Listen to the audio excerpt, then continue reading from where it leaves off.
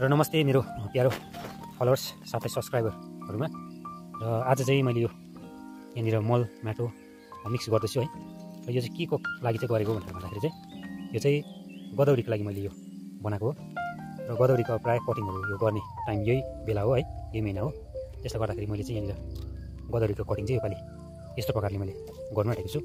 Last year चाहिँ मैले भनेको जस्तो मैले गदौरी फुलाउनु पनि सकिनँ, किनभने कटिङ मैले एकदमै त्यस्तो प्रकारले मैले राखेको थिइनँ कि यो पालि चाहिँ यस्तो प्रकारले मैले राख्दैछु है। र यो पालि अब सायद राम्रै हुन्छ जस्तो लागेको छ मलाई। र जुनै कुरो पनि त्यही हो है, मेहनत गरेको देखि त राम्रै हुन्छ। र यो वर्ष चाहिँ मैले यसरी गदौरी चाहिँ यहाँ छ मेरो, यो चाहिँ बल भेराइटिस गदौरी हो। यो चाहिँ एकदमै राम्रो खालको गदौरी छ यो वर्ष चाहिँ। अब यसको यो अलिक पहेँलो हुँदो रहेछ, यसलाई चाहिँ योपालि म छिटो अब कटिङ गरिहाल्नु पर्ने भनेर चाहिँ मैले सोचेर चाहिँ यो चाहिँ हटोसभित्रै बनाएको छु यो वर्ष चाहिँ मैले। लास्ट इयर चाहिँ मैले पटतिर राखेको थिएँ, तर पटमा राख्दाखेरि पनि हुनु त हुन्छ, तर पनि पटमा चाहिँ ज्यादा आँट्दैन क्या, त्यो ज्यादा आँट्दैन, त्यो ज्यादा गुम्सिन्छ र चाहिँ पिल्सिँदो रहेछ ज्यादा क्या। लास्ट इयर चाहिँ थुप्रो त्यसरी राम्रो गदौरी प्रायः मऱ्यो। र यो वर्ष चाहिँ मैले यस्तो प्रकारले यो एउटा हटोसभित्र यसरी चाहिँ मैले बनाएर योपालि चाहिँ मैले राखेको छु। सायद राम्रै हुन्छ जस्तो लाग्छ यो वर्ष चाहिँ। अब चाहिँ फटाफट गरेर कटिङ गरिहाल्छु। मेरो अब यो यहाँ यो चाहिँ बाँस लगाएको छु मैले, यो घरिघरि चाहिँ मैले ड्याम्मै मल र माटो मिक्स गरेर भर्नुपर्छ।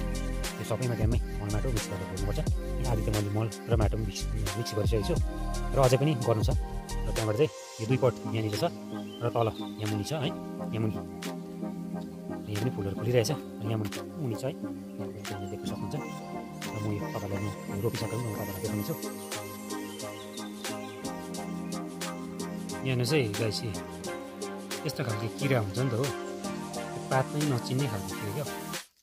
कटिङ गर्नुको लागि यहाँ माथि लिएको सेम यो पात जस्तै किरा छ हो। यस्तोहरूले चाहिँ बिगार्छ नि त, यस्तोहरूले चाहिँ पात खाइदिन्छ हो।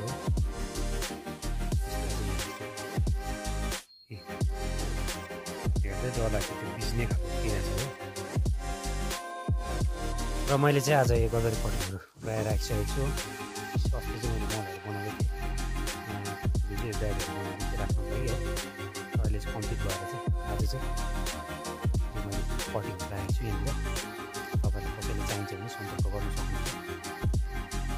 खालि 150 रुपियाँ दर्जन मात्रै हो, ज्यादा लिँदिनँ है। 150 रुपियाँ दर्जनमा चाहिँ तपाईँलाई एकदमै तपाईँलाई घरमै ल्याइदिन्छु है।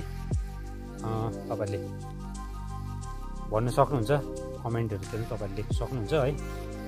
चाहिन्छ भने तपाईँले यो बल भेराइटिस मात्रै हो मेरोमा, पम्पम भेराइटिस छैन योपालि, खालि बल भेराइटिस मात्रै हुन्छ।